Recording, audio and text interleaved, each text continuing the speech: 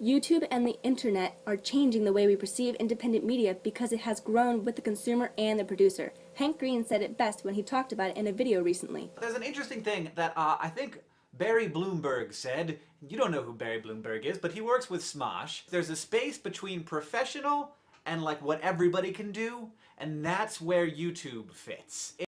Basically, on YouTube, if you have a camera and a voice, then someone will hear. There are those that want to create the best content that they can, but they often fail because they run out of money.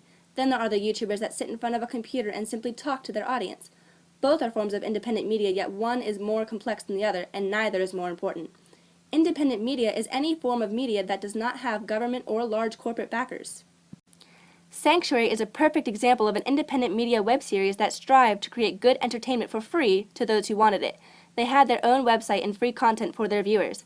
They ran out of money quick, but in the short amount of time that they had, they stirred up a lot of attention. After about 10 webisodes, they ran out of money and had to stop creating. It did not stop there, though. Due to their popularity, several television networks began to take an interest in picking up the series. Sanctuary is a science fiction series written by Damian Kindler that depicts an abnormal world, basically the creatures that go bump in the night. It features Amanda Tapping as Dr. Helen Magnus and Robin Dunn as Dr. William Zimmerman. They search for these abnormal creatures in order to save them from the humans that want to sell them or kill them. They also capture the more dangerous creatures in order to keep them from doing harm. They made the leap from web series to television and got 4 seasons out of it, all the while incorporating the web series. Unfortunately, it was then canceled in 2011 due to slow deliberations, and their main financial backer, the Beatty Group, which was a construction company, felt the need to discontinue funding. If Sci-Fi Network had just been a bit quicker in their decision, Sanctuary might still be on the air. Even after 2 years of being off the air, they are still a very popular show, and the cast is highly involved in each other's projects. The show has even reached syndication without the minimum requirement of 60 episodes.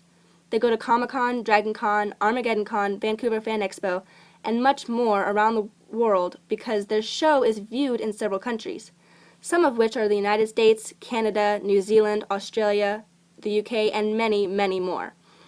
During these conventions, they talk to the fans about what the new things that they are working on, and they also answer questions directly from the fans. They also promote their charity with which they are highly involved in, and it is called Sanctuary for Kids. It gathers money from various places, mostly from auctions and donations, in order to distribute the money to small organizations around the world. They are a non-profit organization that does a lot of good, and they often go on mission trips to developing countries to help build wells and other such necessary things. What I'm trying to point out is that they worked hard to get the recognition that they have, and it goes far beyond television, though they do have several awards to show their success, such as the Leo Awards and the Gemini Awards. Sanctuary strived for what they had, but then there are those who fall into fame, so to speak. Hank and John Green are 2 brothers that started a video blog in 2007 because they wanted to experiment with textless communication. They fell into their fame and now have over 1 million subscribers on their YouTube channel. John Green is an author for young adult fiction, and some of his books include Looking for Alaska, Paper Towns, and his most recent book, The Fault in Our Stars, which hit #1 on Amazon charts before he'd even finished writing it. Hank Green is a blogger and has his own website called EcoGeek that discusses environmental news and what's new in the environmental science world. They started out as simply talking to each other about daily things on issues that were present in their daily lives. This was meant to last only a year, but it became so much more. Since their start in 2007, they had fallen into their own community that they dubbed Nerdfighteria, and the fans of this YouTube channel are called Nerdfighters. They don't fight nerds, but they fight for nerds. They have also become involved in many different projects such as Crash Course, SciShow, The Lizzie Bennett Diaries, Hank Games, and much, much more, as well as inspiring other YouTubers to create their own content. The contrast between Sanctuary and the Vlogbrothers is not simply that one strived for their fame and the other did not, but also that Sanctuary is entertainment and the Vlogbrothers, while being entertaining, talk about everyday things and what's going on in the world. In one recent video, Hank discussed North Korea and the political situation there, yet in another, John talked to President Obama about how the pennies should stop being minted. Their other channels are mostly educational.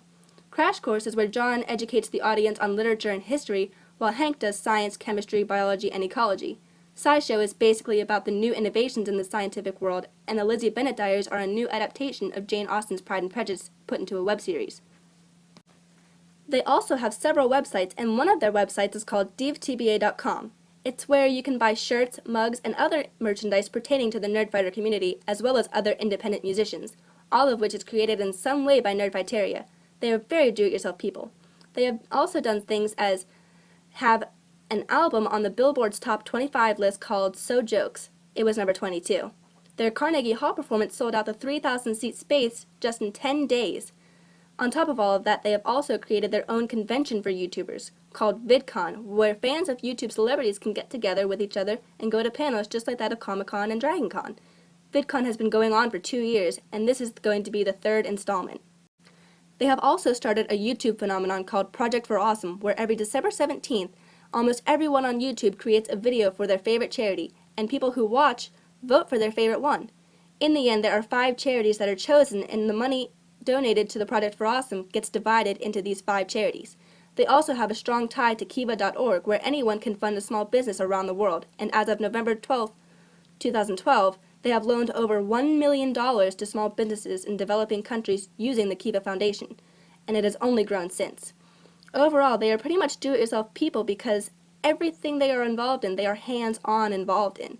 They do not make any money from the advertisements on YouTube like many others do, because they don't want their fans bombarded with the ads. But rather, they turn off the ads, and the only money they get is from dftba.com. Overall, these 2 examples of independent media show that simply because something is independent does not mean that it has to be low quality. Both in entertainment and educational content, independent media can thrive.